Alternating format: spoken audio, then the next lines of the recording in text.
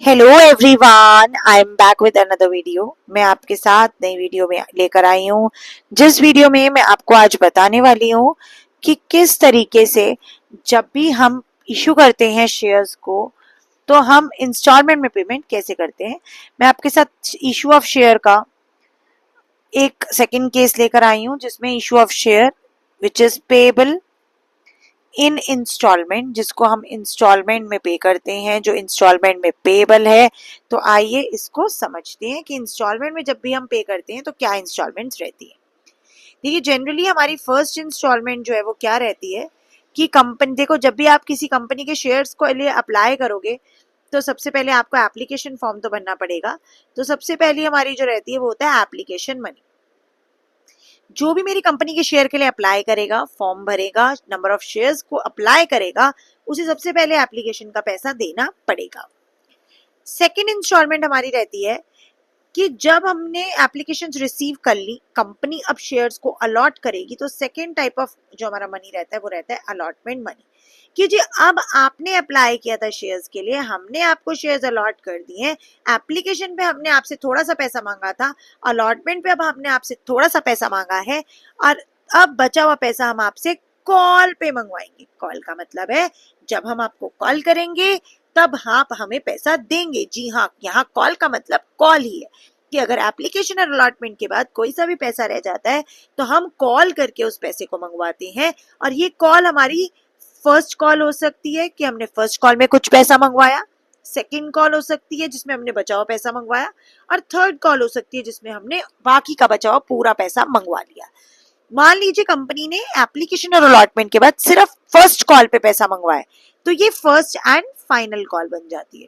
मान लीजिए कंपनी ने जो आपसे पैसा मंगवाया है वो सेकंड कॉल तक मंगवाया है, तो ये सेकंड एंड फाइनल कॉल हो जाती है। मान लीजिए कंपनी ने आपसे पैसा थर्ड कॉल तक मंगवाया है, तो ये थर्ड एंड फाइनल कॉल हो जाती है। तो इस तरीके से हम अपनी इंस्टॉलमेंट में कंपनी जो है वो पैसा मंगवाती हैं, जैसे मैंने बताया कि फर्स्ट कॉल, और सिंस हमारे सिलेबस में जितने भी क्वेश्चंस है वो सेकंड कॉल तक है, इसीलिए मैं इसको सेकंड एंड फाइनल कॉल पे एंड कर रही हूँ। ठीक है, तो इस तरीके से 3 इंस्टॉलमेंट्स में, 4 इंस्टॉलमेंट्स में कंपनी पैसा मंगवा सकती है। अभी मैं आपको 2 एग्जांपल्स दूंगी जिससे आप इजीली समझ सकते हैं कि इसका क्या मतलब है। देखिए, मैंने कहा कि ए लिमिटेड एक कंपनी है, issued 50,000 shares at the rate ₹10 each, payable as, कैसे मंगवाए हैं कंपनी ने पैसा, बोला जी जब आप अप्लाई करोगे पैसा मंगवाना कितना है उसने, पर शेयर ₹10। आप कह रहे हैं जी जब आप अप्लाई करोगे तो आप इस 10 में से हमें ₹3 दे देना। जब हम आपको शेयर्स अलॉट कर देंगे तो आप इस 10 में से हमें ₹4 दे देना पर शेयर। ये जितनी भी बात होती है पर शेयर के हिसाब से होती है भाई। अगर किसी ने 100 शेयर के लिए अप्लाई किया है तो वो एप्लीकेशन का ₹300 भरेगा भाई। अगर किसी ने 200 शेयर के लिए अप्लाई किया है तो वो एप्लीकेशन का ₹600 भरेगा भाई। ₹3 मैंने एप्लीकेशन के साथ साथ मल्टीप्लाई कर रही हूँ। अब मैंने कहा जी जब आपने अप्लाई किया तब आप ₹3 दे देना, जब आपको मैंने शेयर अलॉट कर दिया आप ₹4 दे देना, और जी बचा हुआ पैसा फर्स्ट एंड फाइनल कॉल पे दे देना, which is going to be 3 पर शेयर। तो इस तरीके से कॉल करके या इस तरीके से हम इंस्टॉलमेंट्स में पैसा मंगवा सकते हैं।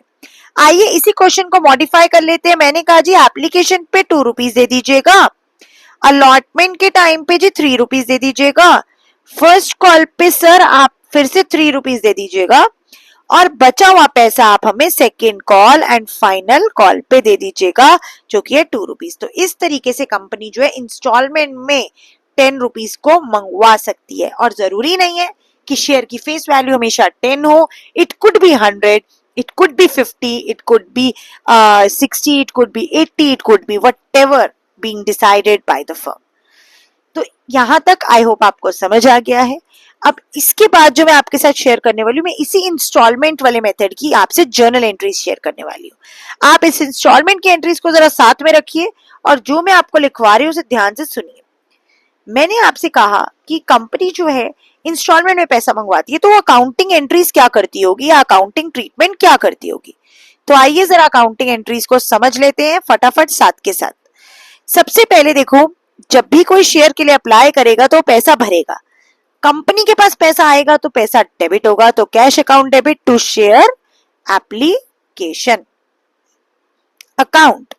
इसका मतलब है जो मेरे शेयर के लिए अप्लाई कर रहा है वो मुझे पैसा देगा और इन एप्लीकेशंस के बदले मुझे पैसा मिल रहा है, इसलिए मेरा बैंक डेबिट हो जाएगा। उसके बाद देखिए मैंने क्या कहा आपसे नेक्स्ट एंट्री में, आई टोल्ड यू दैट कि जैसे ही मेरा एप्लीकेशन का पैसा आएगा, इस शेयर एप्लीकेशन के पैसे को हम फटाफट से कहाँ पे डाल देंगे, शेयर कैपिटल में डाल देंगे। मैंने ऐसा क्यों किया? क्योंकि मैंने तो शेयर ही इसलिए बेचा भाई कि मैं अपनी कंपनी की कैपिटल रेज कर सकूं, क्योंकि हमारे पास तो कैपिटल नहीं है।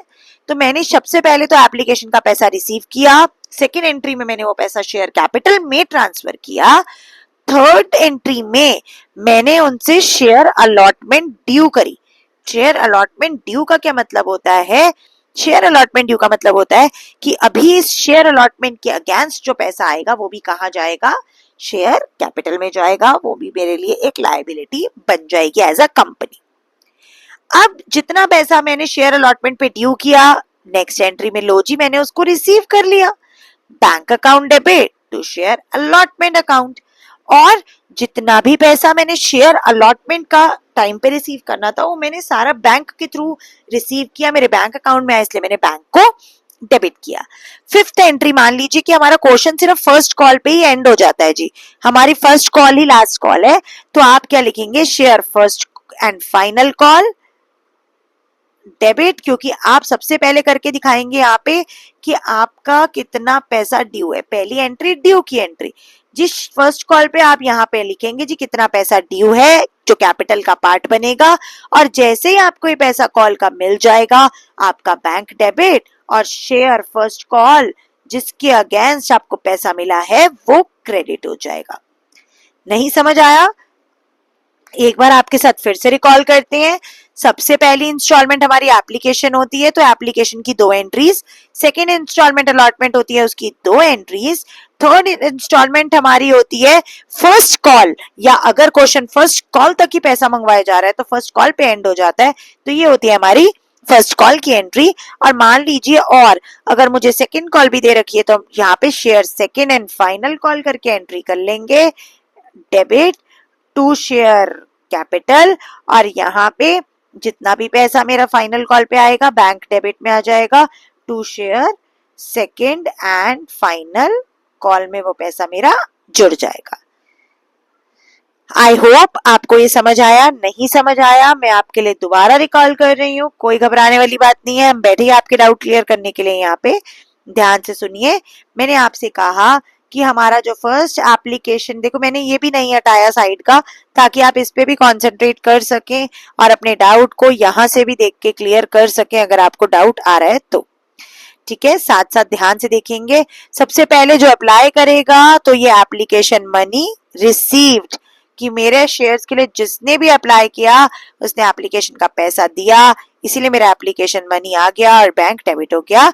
सेकेंड एंट्री में एप्लीकेशन का पैसा जो है ट्रांसफर कर दिया गया, कहाँ पे? Transfer to share capital. हमने कैपिटल बनानी थी इसलिए जिसने अप्लाई किया उसने हमें पैसा दिया, वो पैसा हमने शेयर कैपिटल में डाल दिया।